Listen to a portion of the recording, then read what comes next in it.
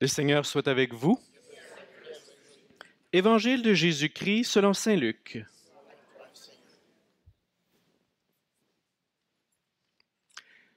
Jésus dit une parabole pour montrer à ses disciples qu'il faut toujours prier sans se décourager.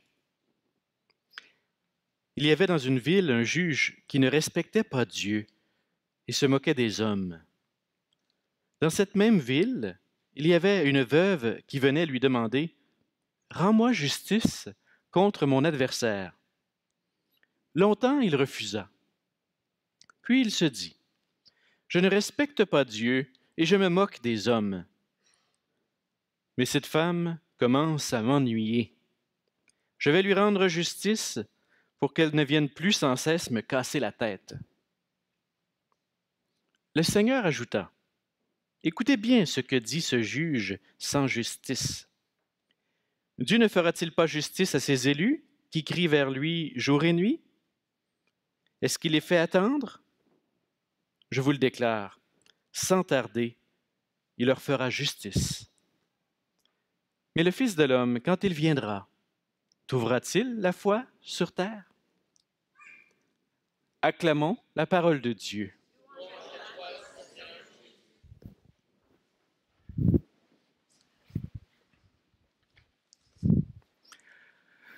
Alors j'intitule ce soir mon homélie « Dieu fera justice et moi ».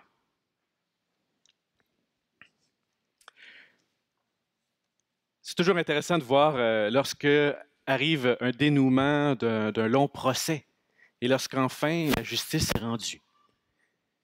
Et surtout lorsque est bien rendu. Parce qu'évidemment, dans nos expériences humaines de société, on a peut-être avec raison des fois l'impression que la justice n'est pas toujours exactement rendue. On dirait que devant les défis du monde, il y a des injustices, toutes sortes de choses qui se passent. Et on voudrait donc qu'enfin il règne la justice. Qu'enfin les choses se placent, que les choses arrivent bien, que les choses soient justes.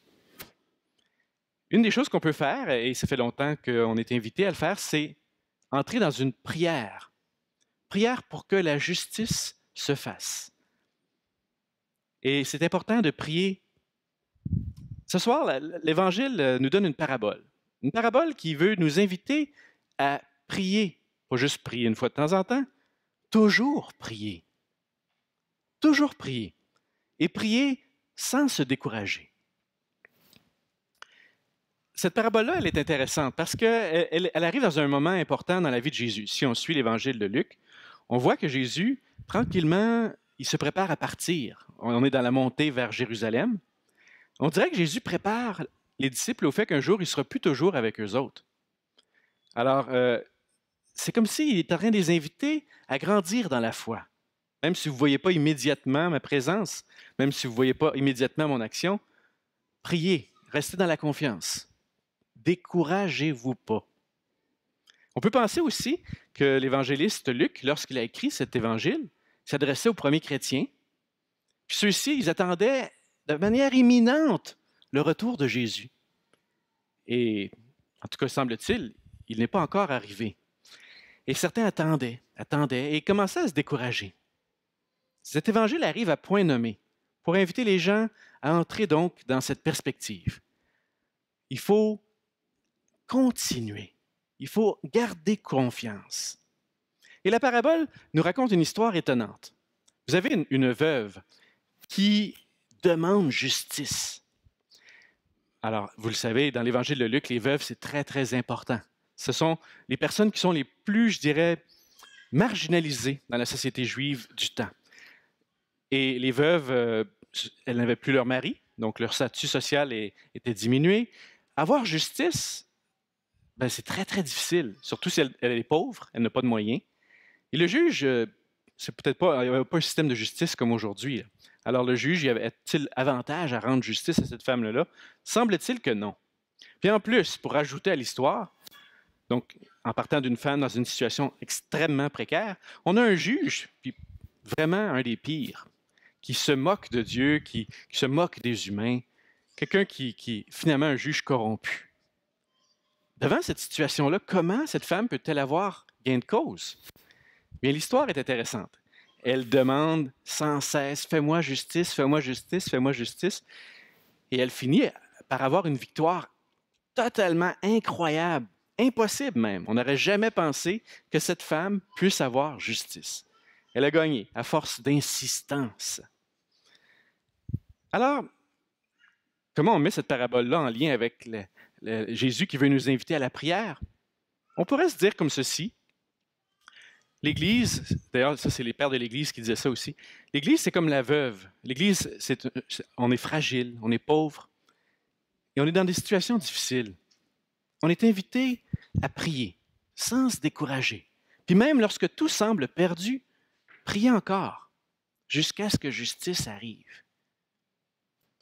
C'est comme si la veuve, c'est nous, puis Dieu, dans sa justice, il va nous entendre. Si ce juge corrompu va écouter la femme, mais a fortiori, bien plus encore, notre Dieu qui est un Dieu bon, il va nous écouter et nous exaucer. C'est ça que Jésus essaie de dire. Alors pour moi, ce soir, si on prend cette première lecture, on dirait, Jésus est en train de nous dire, je sais que ce n'est pas toujours facile pour vous autres. Je sais qu'il y a des moments donnés où vous êtes tentés de tout lâcher. Tenez bon, continuez, restez dans cette disponibilité, dans cette prière. Ça a du bon sens. Reste que, moi, je ne suis pas tout à fait satisfait de cette lecture. J'ai un petit malaise. J'ai un malaise parce que ça ne rejoint pas exactement mon expérience spirituelle. Est-ce que Dieu, il faut le tanner de nos demandes pour qu'il finisse par nous entendre?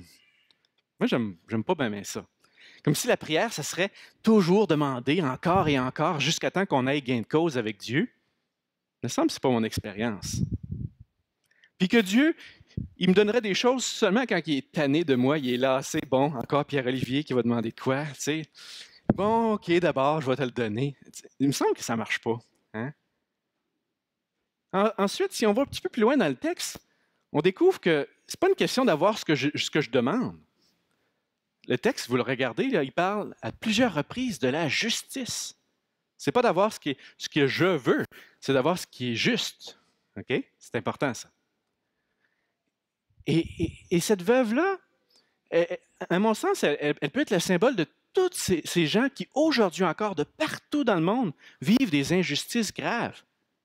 Pensez aux pays qui vivent la guerre, aux famines, à des dominations politiques, économiques de tout ordre.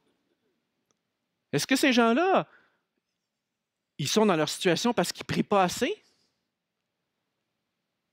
C'est de leur faute, finalement, s'ils sont dans la misère. Ils auraient juste à prier un peu plus. Lâchez pas, priez, vous allez vous en sortir. J'aime pas ça. J'aime pas ça. Peut-être qu'il faut regarder les textes autrement.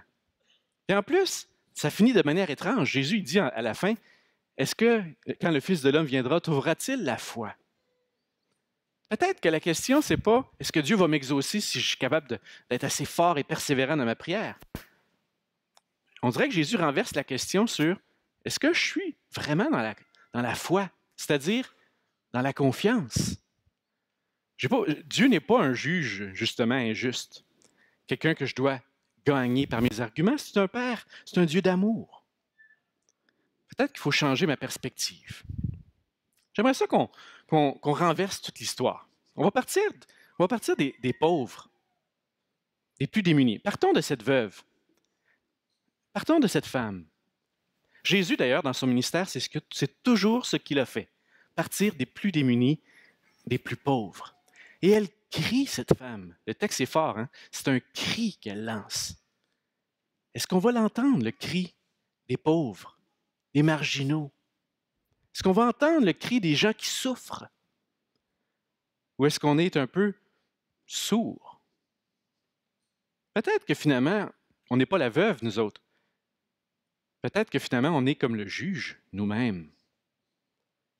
Peut-être que c'est nous qui avons de la misère à entendre le cri des pauvres, le cri de nos frères, de nos sœurs. Et j'aimerais aller plus loin. Dans l'Évangile, Dieu s'identifie aux pauvres. J'étais pauvre, j'étais en prison, j'étais malade, vous êtes venus jusqu'à moi. Moi, je pense que Dieu s'identifie à la veuve. Il faudrait renverser l'affaire. Ce n'est pas nous qui sommes la veuve puis devant Dieu qui est le juge. C'est Dieu qui est la veuve et c'est nous qui sommes le juge.